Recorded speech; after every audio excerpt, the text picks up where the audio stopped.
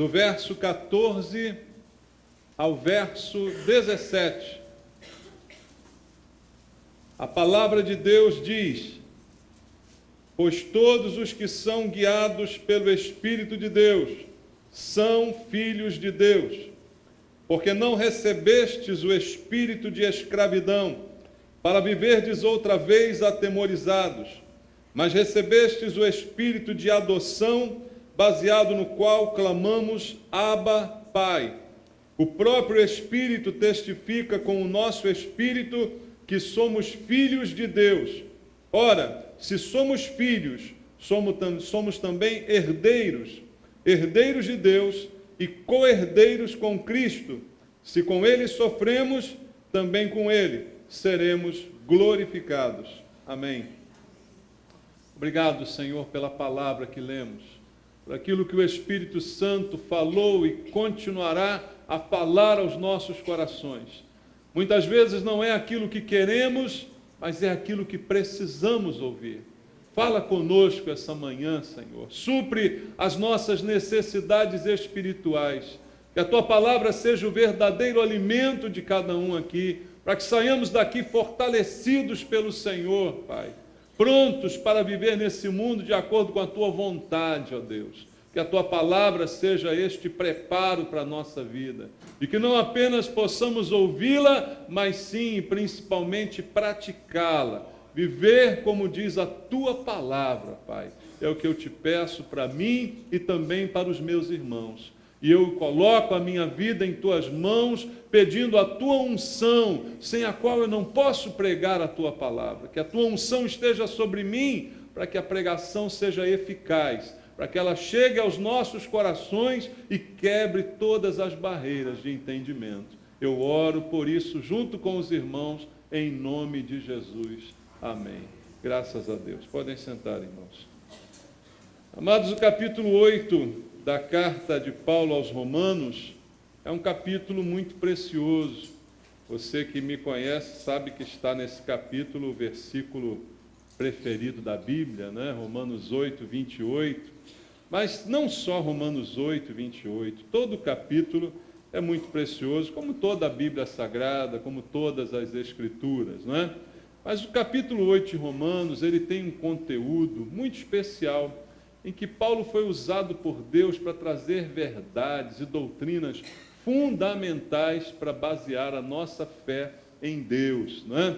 Então eu creio que se a gente tivesse só Romanos 8 para pregar, se não tivesse mais nada além disso, já seria suficiente para a gente pregar muitas vezes, muitos textos que são importantes para o entendimento e para a condução da nossa vida cristã. Leia a carta de Paulo aos Romanos, dê atenção ao capítulo 8 e receba aquilo que Deus quer falar ao teu coração. Veja, o apóstolo Paulo coloca de nós aqui, diante da gente, aqui nesse texto, um desenvolvimento de fé, uma escalada de fé, que nós vamos tendo entendimento de quem somos, de quem é Deus, do que Deus quer conosco, tudo isso tratado aqui no capítulo número 8. E veja, Paulo fala de aflições, Paulo fala de sofrimentos que podemos passar. A Bíblia diz isso com toda clareza, não esconde de ninguém, não promete como prometem algumas igrejas que a vida cristã é um mar de rosas. A Bíblia não promete isso. A Bíblia fala pela boca do próprio Senhor Jesus: no mundo passais por aflições, mas tem de bom ânimo.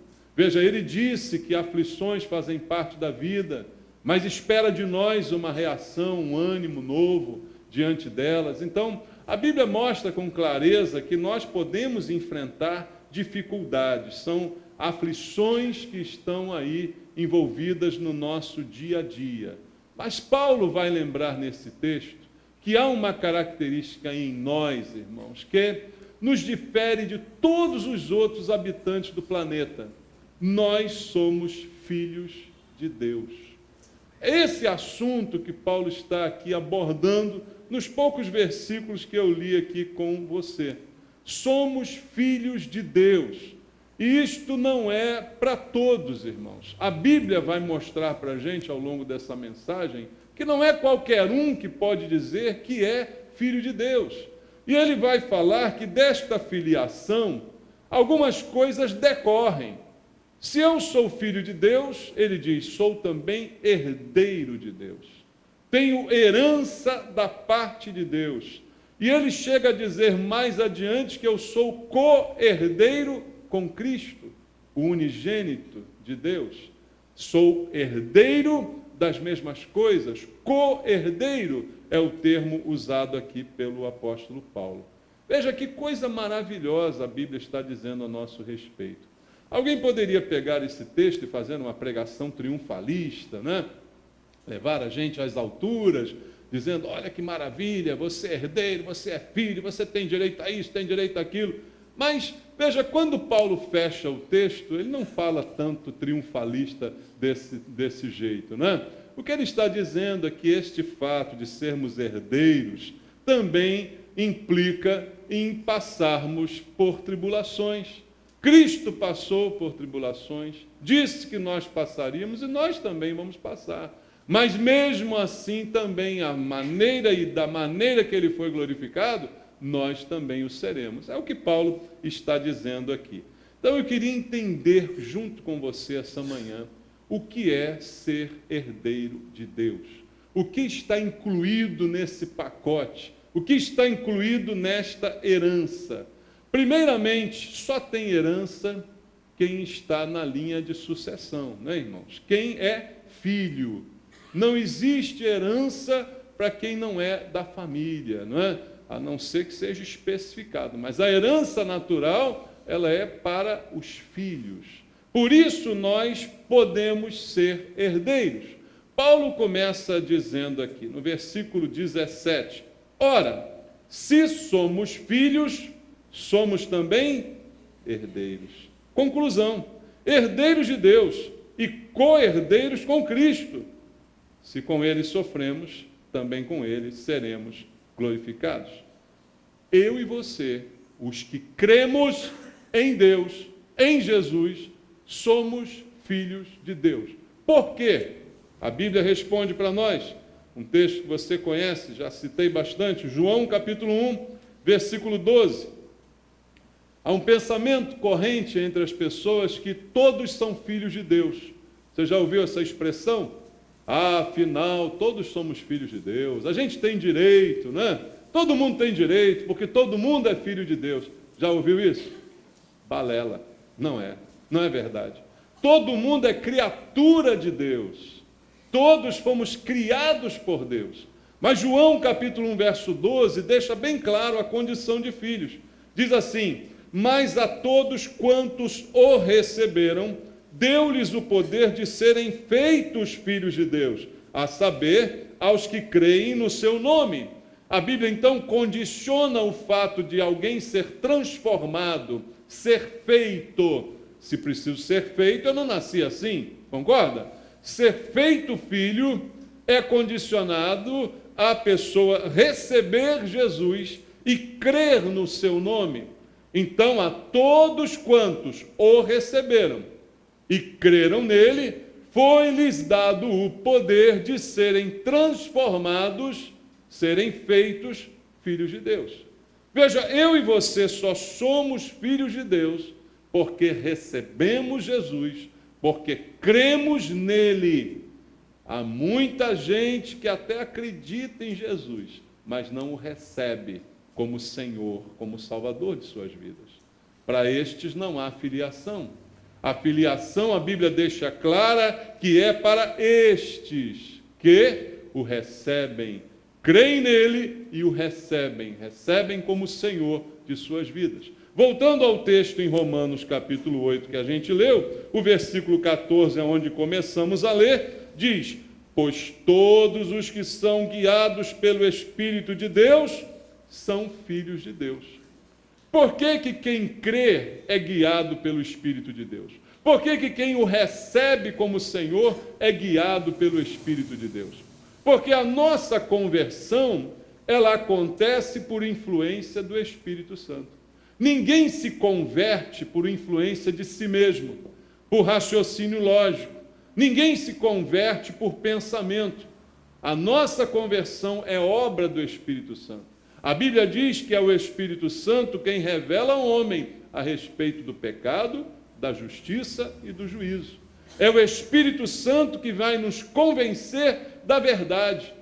Então, aqueles que são guiados pelo Espírito Santo, os crentes, que creem e que o receberam como Senhor, se transformam, são feitos filhos de Deus, como está escrito na palavra que a gente leu. Veja então, essa filiação não é de uma descendência natural.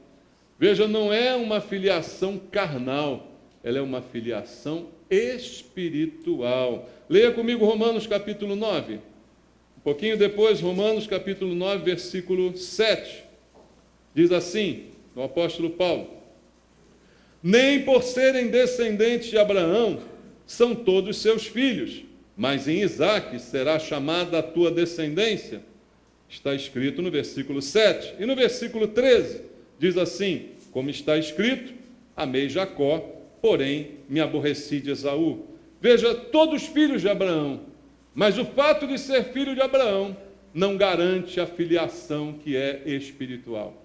O que eu quero dizer com isso? Que essa decisão de ser filho de Deus, ela é individual e ela não passa por herança de pai para filho.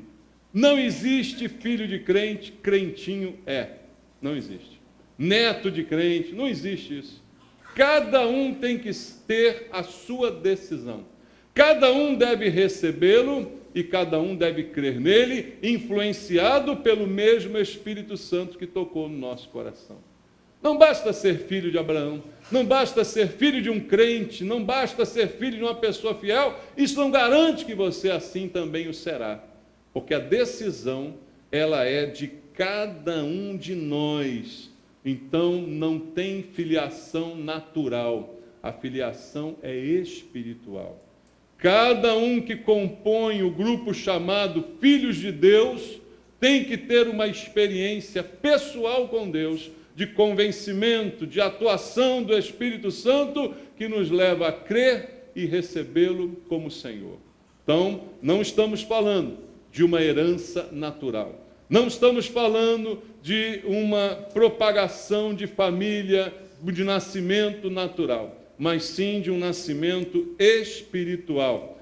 Outra coisa importante a observar com relação a esta filiação, o fato de sermos filhos de Deus, como eu disse para você no capítulo 1 de João, versículo 12, é o fato de você recebê-lo, de você crer nele, por influência de quem?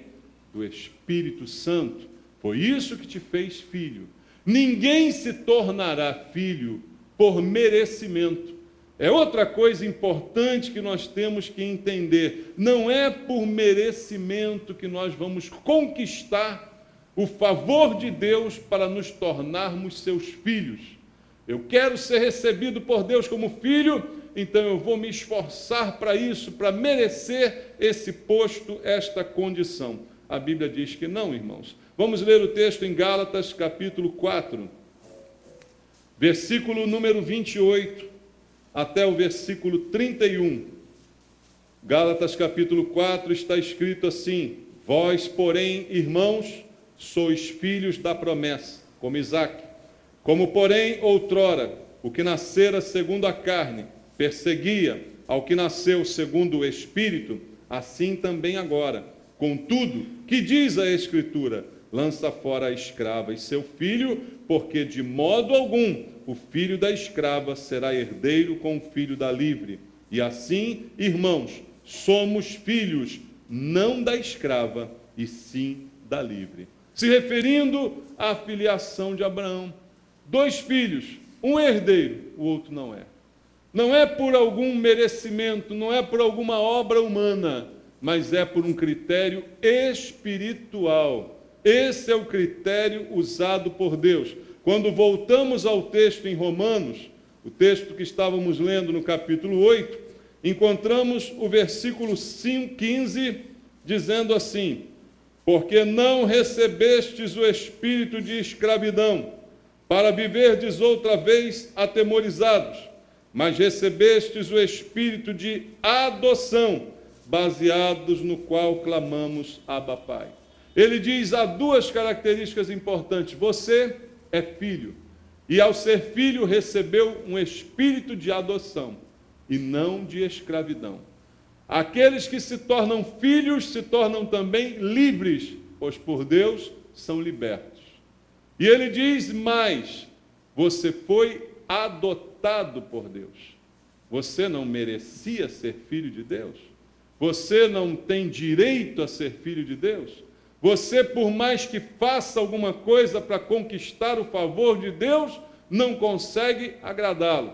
A única coisa que agrada a Deus é fé, é crer nele e o receber. E ao fazer isso, então, você recebe também o espírito de libertação e de adoção. Não está mais sujeito à escravidão e é adotado por Deus em amor. Deus não tem filhos naturais. Seu unigênito se chama Jesus Cristo. Todos nós somos filhos adotados por Deus em amor. O critério de Deus para nos adotar não foi o nosso bom comportamento, mas foi o seu amor para conosco, que nos trouxe para dentro de sua casa, para dentro de sua família. Nos tornou co-herdeiros com Jesus, como diz o apóstolo Paulo no mesmo texto que a gente leu aqui.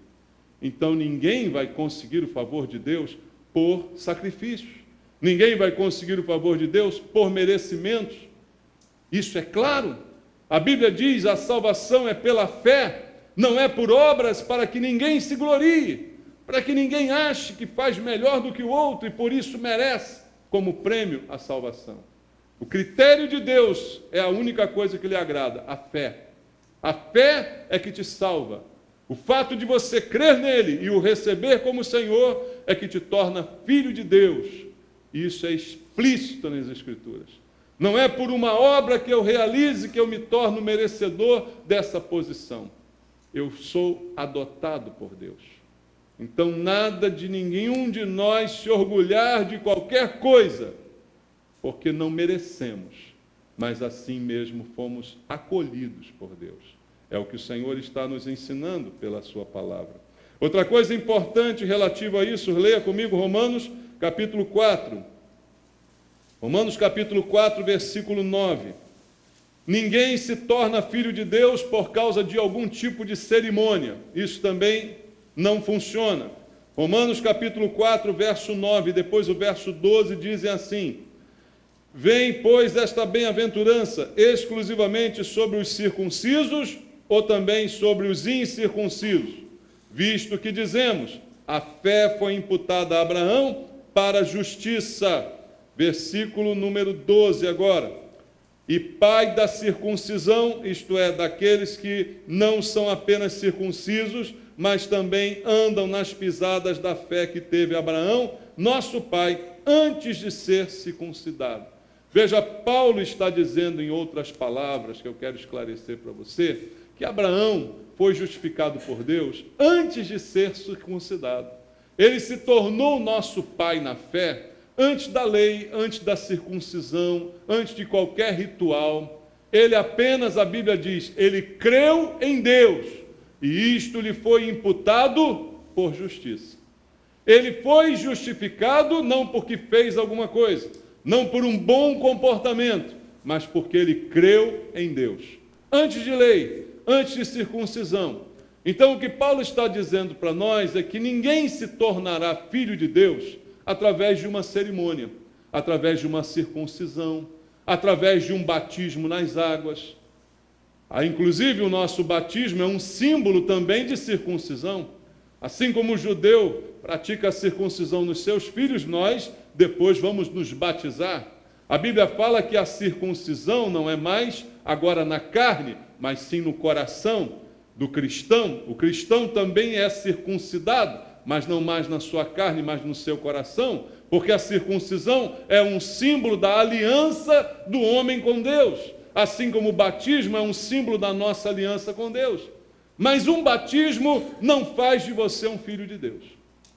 Passar pelas águas não faz de ninguém um cristão, irmãos. É a fé, simplesmente a fé.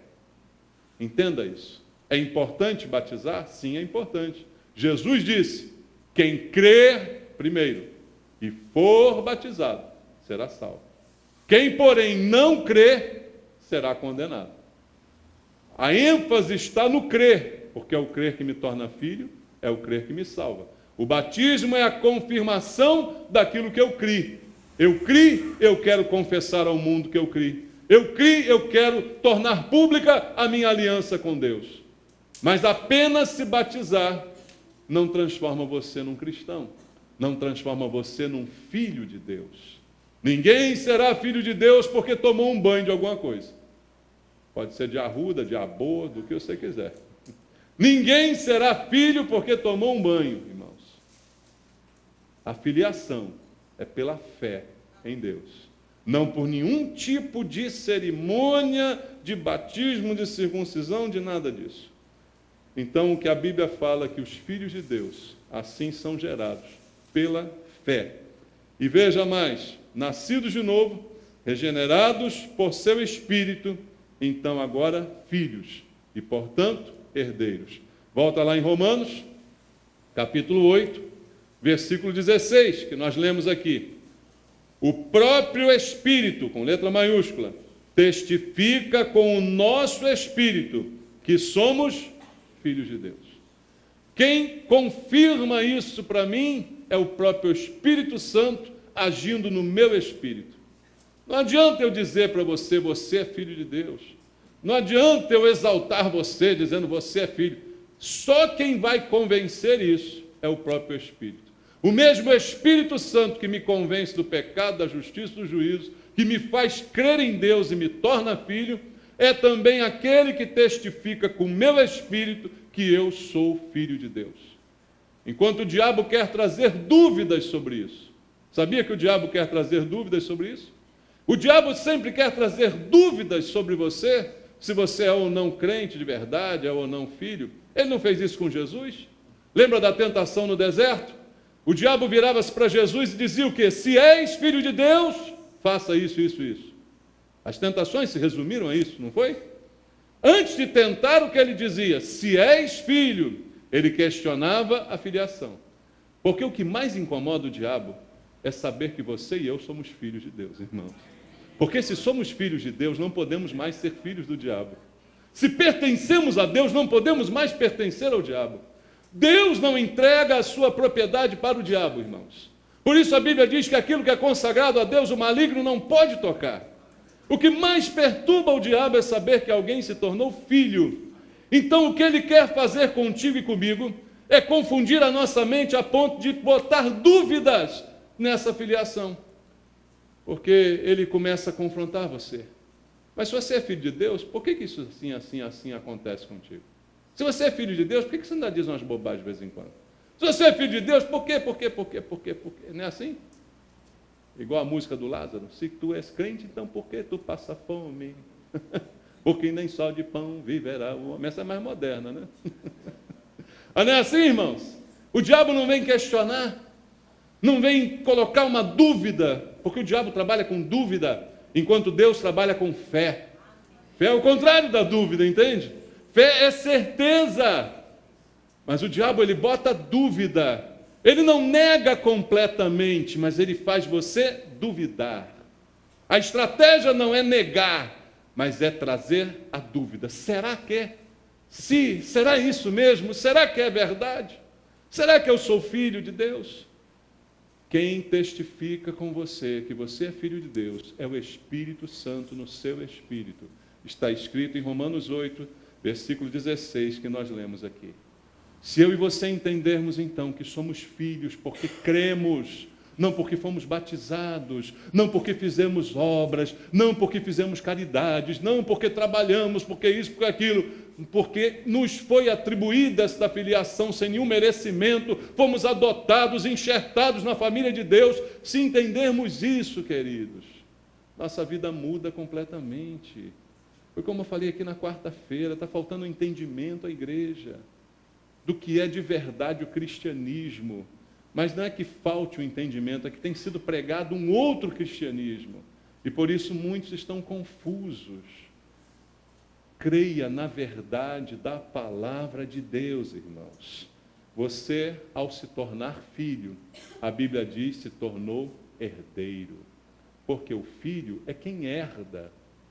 Qualquer bem, qualquer propriedade que tem o pai, quem herda é o filho. E veja, não importa se o filho é natural ou se ele é adotado. A herança é igual. Você, como diz a Bíblia, se tornou herdeiro e co-herdeiro com Cristo. Cristo, o unigênito, o natural. Você, o adotado. A herança é igual. É co-herdeiro da mesma maneira.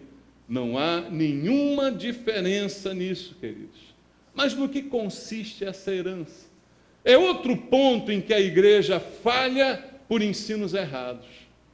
Sou herdeiro de Deus. Já viu a época que passou na igreja a mania de falar sou filho do rei? Já viu essa mania? Ainda tem essa mania até hoje, né? Ainda tem esse ranço por aí. Sou filho do rei. Se eu sou filho do rei, sou príncipe. Então beija meu anel. Não é assim que funciona? Sou filho disso, eu sou o cara, eu sou o bom. Agora eu estou dizendo para você que você é herdeiro de Deus, pronto, ninguém mais te segura, né?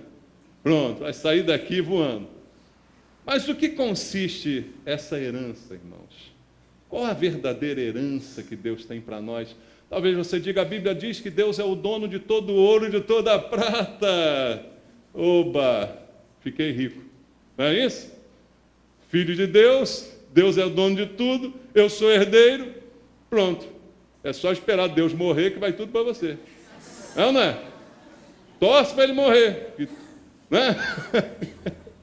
Porque a gente só recebe herança quando morre o dono, né, irmão?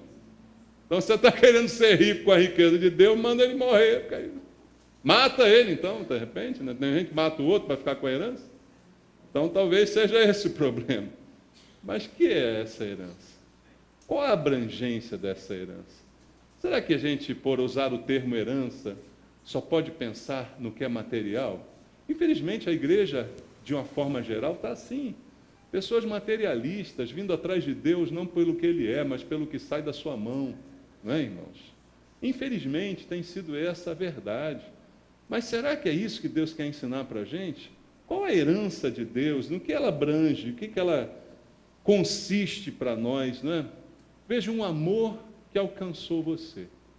João 3,16 diz o quê? Deus amou ao mundo de tal maneira que deu seu Filho unigênito, para que qualquer um que nele crê, não pereça, mas tenha a vida eterna. Esse amor alcançou a mim e a você. O mesmo amor que alcançou Abraão, com o qual Deus fez uma aliança e o justificou por sua fé, é o mesmo amor que alcança a mim e a você. Olha o tamanho desse amor. O tamanho da abrangência. Deus não é limitado, irmãos. A herança de Deus, ela é ilimitada. E todos, desde o início, são abençoados pela mesma herança, pela mesma promessa. Tem para todo mundo, irmãos. É diferente da herança no mundo. Você já viu quando o camarada morre, às vezes a família se desgraça toda? Porque tem briga até de foice, né? Por causa da herança da pessoa. Né? Se o pirão se a farinha é pouca, meu pirão primeiro. Todo mundo quer comer pirão, né? E aí tem gente que sai na briga, sai na faca, sai em tudo por causa da herança. A herança de Deus, você pode ficar tranquilo, tem para todo mundo. O amor é tão grande, irmãos, é tão amplo, que alcança todos. E desde que o mundo é mundo, Deus está numa relação de amor com o homem, mesmo o homem sem merecer esse amor. E esse amor persegue o homem desde o início. Leia comigo Hebreus capítulo 6, vamos ler. Carta aos Hebreus, capítulo número 6, versículo 13 até o versículo 20. Diz assim, Hebreus 6, 13. Pois quando Deus fez a promessa a Abraão, visto que não tinha ninguém superior por quem jurar, jurou por si mesmo, dizendo, certamente te abençoarei e te multiplicarei. E assim, depois de esperar com paciência, obteve Abraão a promessa. Pois os homens juram pelo que lhes é superior, e o juramento, servindo de garantia para eles, é o fim de toda contenda. Por isso, Deus, quando quis mostrar mais firmemente aos herdeiros da promessa a imutabilidade do seu propósito, se interpôs com o juramento, para que, mediante duas coisas imutáveis, nas quais é impossível que Deus minta, forte alento tenhamos, nós que já corremos para o refúgio, a fim de lançar mão da esperança proposta, a qual temos por âncora da alma, segura e firme, que penetra além do véu, onde Jesus, como precursor, entrou por nós, tendo se tornado sumo sacerdote para sempre, segundo a ordem de Melquisedeque. Veja, desde o início, todos são abençoados pela mesma promessa. Desde Abraão, todos são abençoados pelo mesmo amor e pela mesma promessa. E com a garantia de Deus, com o juramento de Deus. Com relação à salvação, a Bíblia diz lá em Efésios, no capítulo 1, que o Espírito Santo nos foi dado como um penhor da nossa herança. Somos herdeiros de Deus. Eu disse, o texto disse, você leu comigo. Mas quem garante que eu vou receber essa herança? Quem garante que essa herança realmente chegará até mim? A Bíblia diz que o próprio Deus, o Senhor, fez isso com juramento. E ao falar da igreja e da conversão, diz que o Espírito Santo nos foi dado como penhor da herança. O que é o penhor? Você já foi na Caixa Econômica? Setor de penhor. Já botou alguma coisa no prego? Ainda existe isso? Tem ainda, não tem? Vai lá, bota no prego as joias da vovó. Já pegou as joias da vovó e botou no prego? O que é esse negócio de botar a joia no prego, né? A expressão é antiga porque o cara pegava e pendurava lá, né? Mas o que significa isso? Você não bota a joia no prego e vai embora de mãos vazias, vai? Não. Você bota a joia no prego e o cara da Caixa Econômica te dá um dinheiro. É um empréstimo que ele está fazendo, tendo como garantia de que você vai pagar esse empréstimo, você vai voltar um dia para pagar, as joias que você botou lá no prego. A isto nós chamamos penhor. Você empenhou as joias como garantia de que você voltaria para saldar o empréstimo que você adquiriu junto à Caixa Econômica. O Espírito Santo nos foi dado como um penhor da nossa salvação. É assim que a Bíblia diz. Deus nos deu o Espírito Santo, que testifica com o nosso espírito que somos filhos de Deus, como garantia de que Ele cumprirá a nossa salvação, que é a herança que receberemos de Deus. Ser salvos por Deus. Deus empenha o Espírito Santo como garantia de que aquilo que Ele prometeu se cumprirá na nossa vida. Herança para nós, salvação, amor de Deus. O que Deus tem feito e investido na nossa vida, uma herança grande o bastante para alcançar todos e ainda tem lugar. Amém? Ainda tem lugar na família de Deus. A porta ainda está aberta, irmãos. Ainda Deus pode adotar mais filhos e Ele está querendo adotar mais filhos. E todos eles compartilharão da mesma herança sem problema de briga. E aí eu fico pensando, quando eu vejo essa verdade na Bíblia, por que será que às vezes os herdeiros brigam tanto? Dentro da igreja tem gente que briga, gente. Sabia disso? Dentro da igreja tem gente que disputa. Tem gente que disputa o favor de Deus. Tem gente que disputa a preferência do pastor, como se eu fosse Deus, hein? Sai para lá, chulé. Tem gente que faz picuinha, fofoquinha uns com os outros, para disputar o quê, meu amado? Tem lugar para todo mundo. Deus não tem filhos preferidos. Todos somos iguais, igualmente adotados por Deus em amor, e todos temos direito à mesma herança. E o que é essa herança, irmãos? Herdeiros de Deus. É tudo. Não é só dinheiro, não. Não limite a herança de Deus. não é só dinheiro e não se traduz em dinheiro necessariamente. Irmãos, é possível ter dinheiro e não ter felicidade, irmãos. É possível ter dinheiro e não ter paz. A herança de Deus é tudo. Até em alguns momentos, para alguns, que Deus quer, até no dinheiro. Mas não limite a dinheiro a herança que vem do Senhor. Leia comigo Apocalipse 21. Apocalipse 21, versículo 7, lá no final da sua Bíblia. Apocalipse 21, verso 7, diz assim: o vencedor herdará estas coisas. Eu lhe serei Deus e ele me será filho. Olha a herança aí. O vencedor é o filho é o vencedor. O filho herda. Herda o quê? A filiação. A filiação é a própria herança, irmãos.